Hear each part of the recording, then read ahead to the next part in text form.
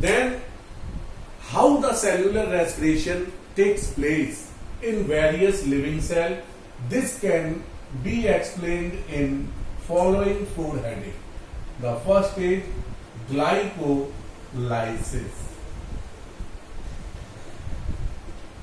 Second is breakdown of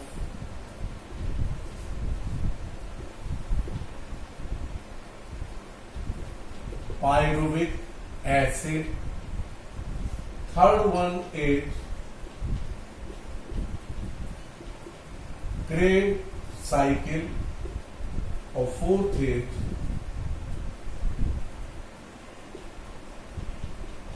electron transport system. So these are the four headings in which we can easily understand the whole process of cellular respiration, and this is the basic theme on which entire energy driving activity takes place in the living cell. So first of all, we consider the glycolysis. That is a very important process, friends. So we have to now very careful about the chapter glycolysis.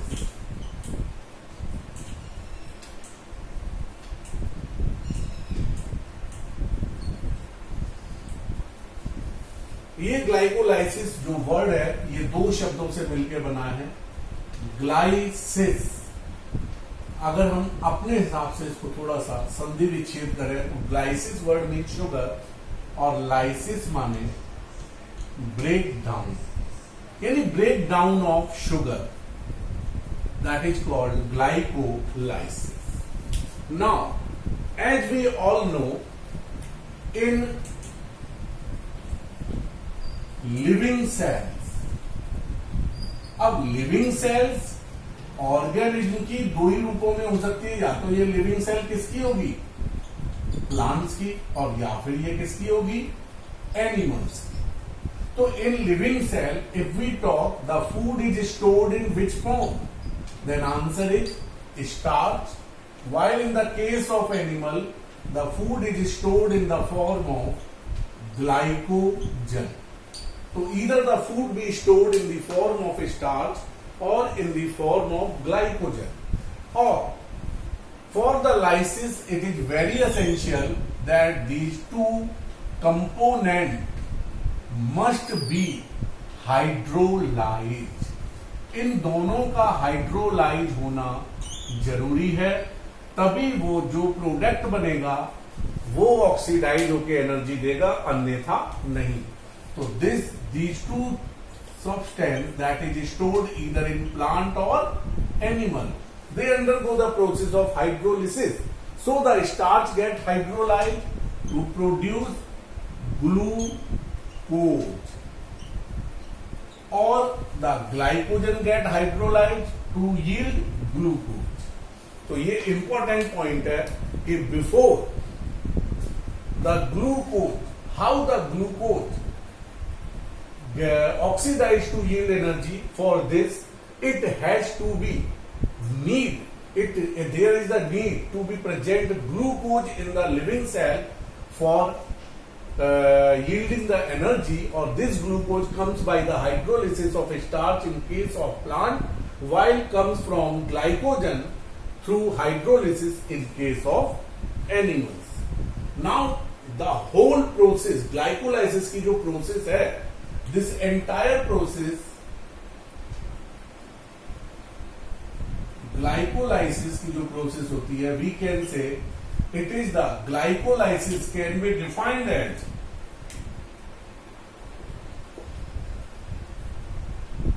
breakdown of 6-carbon sugar. That is 6-carbon sugar is also called hexose sugar. That is glucose. Breakdown of 6-carbon sugar, that is the glucose, into 3 carbon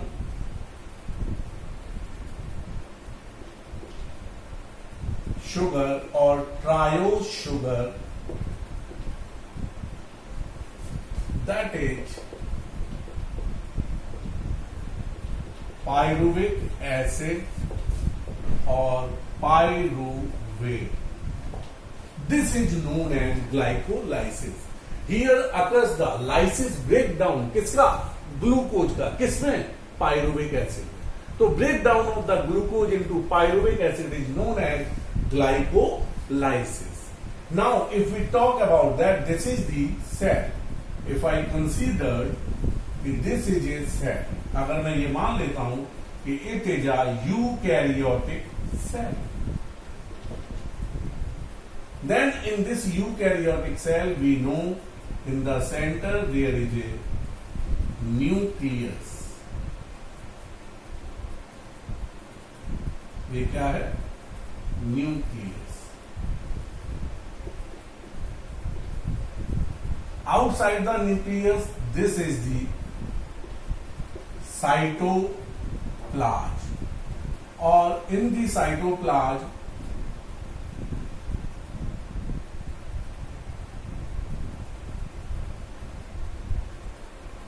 this is the mitochondria. Cytoplasm, it is cytosol with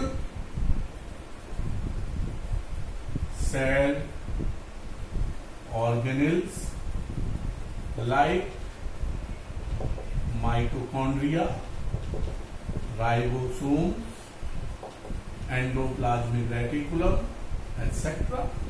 जब cell organelle और cytosol को जोड़ दे, this is called cytoplasm. तो in this cytoplasm of the cell there runs all the activity of glycolysis. यानी कि site of glycolysis. What is the site of glycolysis? If anybody ask you what is the site of glycolysis, site means where does all the reaction, where occurs all the reaction of glycolysis, then all the reaction of glycolysis takes place in this cytoplasm, or better term, it's a cytosol. So site of glycolysis is cytosol or cytoplasm.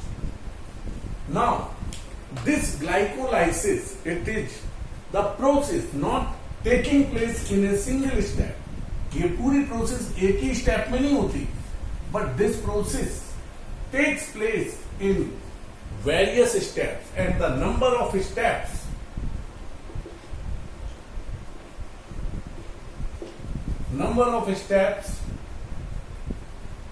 taking place in glycolysis. These are 10 steps, or some book refers there are 9 steps. There is no controversy about it. If we merge the 2 steps, then it becomes 9, otherwise 10 steps are there. Now the 10 steps, every step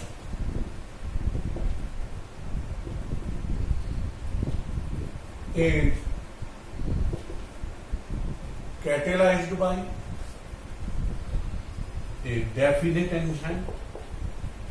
As we know, enzymes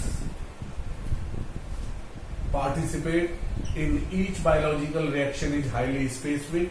So I mentioned here, every step is catalyzed by a definite enzyme, and this enzyme which governs the particular step of glycolysis, it is synthesized upon the ribosomes of that living cell. ये enzyme कहाँ बनता है? उस living cell के ribosome पर, जहां पर ये प्रोसेस हो रही है. तो this enzyme is synthesized at the ribosome of that living cell. Now the questions again, curious mind always find questions.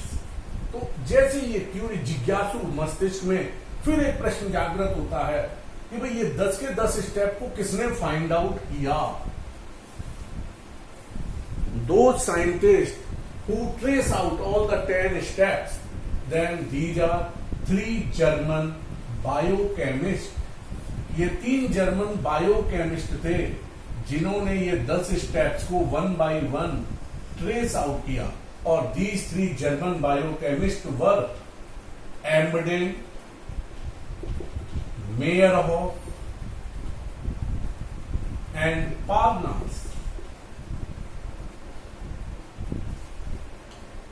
And in the honor of these 3 German biochemists, the glycolysis is said to be EMP pathway. इसको एक और नाम मिला EMP pathway in the honor of the scientist who trace out the 10 step of glycolysis. So this is a very important question often asked. Now we will study the how the glycolysis run. तो एक एक step को हम यहां समझेंगे इसके glycolysis के.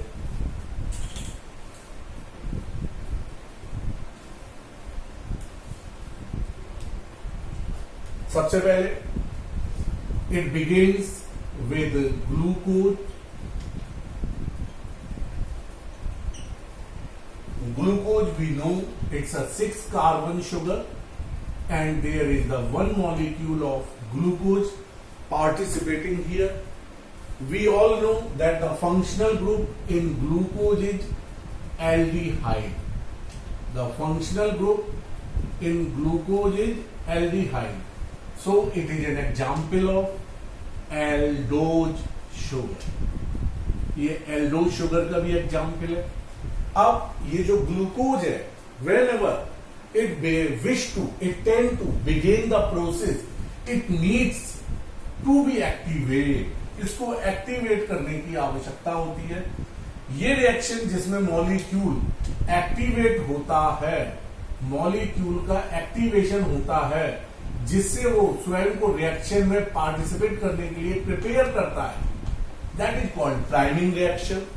तो first half of the glycolysis is called preparatory phase. Why it is called preparatory phase?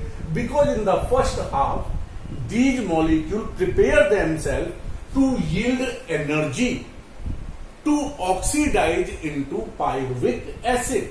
तो वो अपने आप को प्रिपेयर कर रहा है कि जिससे वो रिएक्शन में तेजी से पार्टिसिपेट कर सके. तो इसके लिए ये ग्लूकोज क्या करता है? It react with ATP.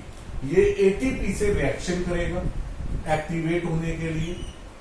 अब एटीपी से रिएक्शन किया तो एटीपी हाइड्रोलाइज हुआ किसमें? एटीपी में. जब ये हाइड्रोलाइज हुआ तो there is the loss of one molecule of ATP.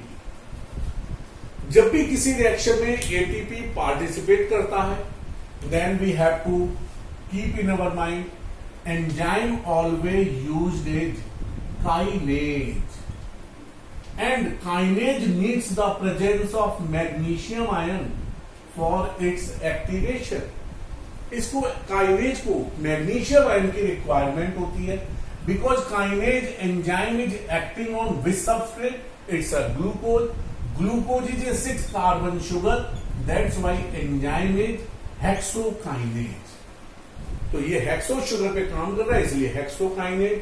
और more precisely we can use it's a glucokinase because the substrate is glucose. तो ग्लूकोकाइनेज की प्रेजेंस में ये ग्लूकोज का मॉलिक्यूल किससे रिएक्शन कर रहा है? एटीपी से रिएक्शन कर रहा है. As a result of this there is form glucose 6-फॉस्फेट. क्या बन गया? ग्लूकोज 6-फॉस्फेट. अब देखिए that is a very important. यदि हम थोड़ा सा रिएक्शन को देखें तो हम क्या देखते हैं? CHO, CHOH का होल 4, CH2OH, ये है। अब इसने रिएक्शन किया एटीपी के फॉस्फेट से। अगर उस फॉस्फेट को मैं जनरलाइज्ड फॉर्म में लिख लूं तो यहां पर वो फॉस्फेट अटैच हो रहा है। अब फंक्शनल ग्रुप की साइड से नंबरिंग होगी तो 1 2 3 4 5 और ये 6, ये 6 नंबर कार्बन एटम। हम देख रहे हैं phosphate group is attaching where, it is attaching at the 6 number carbon atom, because at the 6th position the phosphate group is attached. That's why we have mentioned here glucose 6-phosphate. Is that clear now? Now the glucose 6-phosphate so formed. Now this molecule, it change into its isomer. ये अपने दूसरे isomer में convert होता है। Glucose को मैंने नाम दिया था एल्डोज। अब ग्लूकोज का फंक्शनल आइसोमर कौन है? ग्लूकोज का फंक्शनल आइसोमर होता है फ्रक्टोज। तो ये अपने फंक्शनल आइसोमर में कन्वर्ट हुआ fructose 6-phosphate। That is a very important. अब फ्रक्टोज 6-phosphate, इसमें फंक्शनल ग्रुप क्या है साहब? We know it's a ketone. Ketone is the functional group, hence it is called keto sugar. इसको हम कीटो शुगर कहते हैं क्योंकि fructose is the functional, fructose में ketone is the functional group. थोड़ा सा चलिए मैं आपको लिख के भी दिखा देता हूं।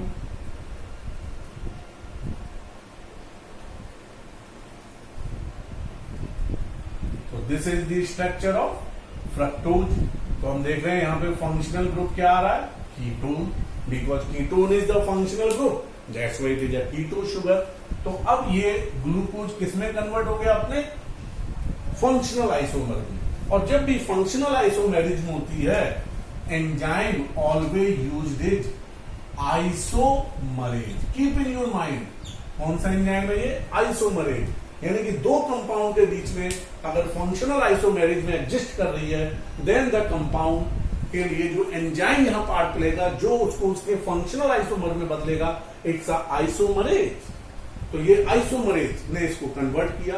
अब फ्रक्टोज बन गया। तो हमने अभी फ्रक्टोज की स्ट्रक्चर में देखा कि 6 नंबर पोजीशन पे तो फॉस्फेट था ग्लूकोज के कारण, लेकिन फर्स्ट कार्बन एटम के ऊपर, क्योंकि फंक्शनल ग्रुप सेकंड पे, बट फर्स्ट पे OH ग्रुप था। तो अब ये फिर कंपाउंड प्राइमिंग रिएक्शन देगा। अब ये फिर से प्राइमिंग रिएक्शन करेगा, यानी कि ये क्या करेगा?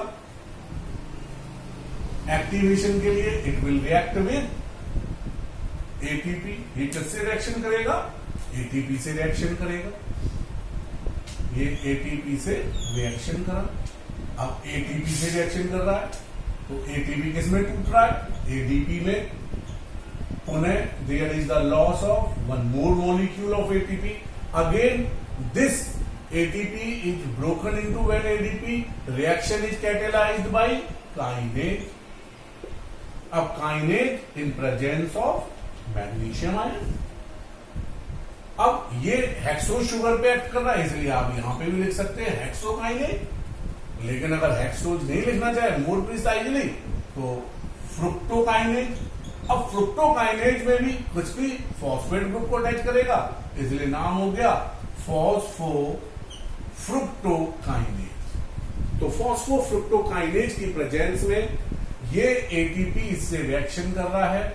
As a result of this the first carbon atom hydroxyl group का हाइड्रोजन निकल जाएगा और कंपाउंड बन जाएगा फ्रक्टोज 1,6 डाई या बाई फॉस्फेट। इस तरह से ये अब पूरी तरह से एक्टिवेट मॉलिक्यूल में कन्वर्ट हो चुका है and now it is ready to undergo hydrolysis. अब जब ये हाइड्रोलिसिस होगा, that is a very important, hydrolyse हो रहा है, यानी है क्या ये कीटोन कंपाउंड। एल्डोज और कीटोन कंपाउंड का जब हाइड्रोलिसिस होता है तो उसमें ये उन्हीं पार्ट्स में डिवाइड हो जाते हैं जिनसे इनका निर्माण होता है, और दैट इज कॉल्ड डीकंडेंसेशन। एक है कंडेंसेशन की, दो मॉलिक्यूल ने रिएक्शन की, आपस में जुड़ गए, उसमें एक वाटर का मॉलिक्यूल बाहर निकल गया और एक बड़ा बिगर मॉलिक्यूल बन गया। लेकिन जब वही मॉलिक्यूल फिर वाटर से रिएक्शन करेगा तो वाटर से रिएक्शन करने पे वो उसी कॉन्स्टिट्यूएंट में टूट जाएगा जिससे वो बना है। यानी कि यहां पे क्या हो रहा है, डीकंडेंसेशन, और डीकंडेंसेशन चूंकि ये एल्डोल कंपाउंड का हो रहा है इसलिए enzyme is aldolase. As a result of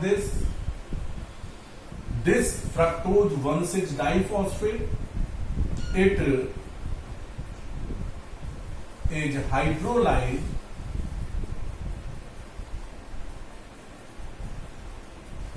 into either two molecule of 3 carbon, that is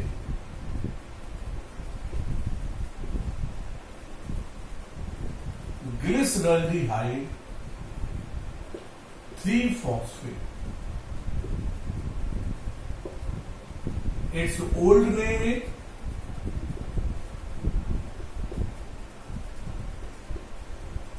phospho glyceraldehyde. That is the old name, 3-phospho glyceraldehyde. Otherwise, there will be formed 2 molecule of dihydroxy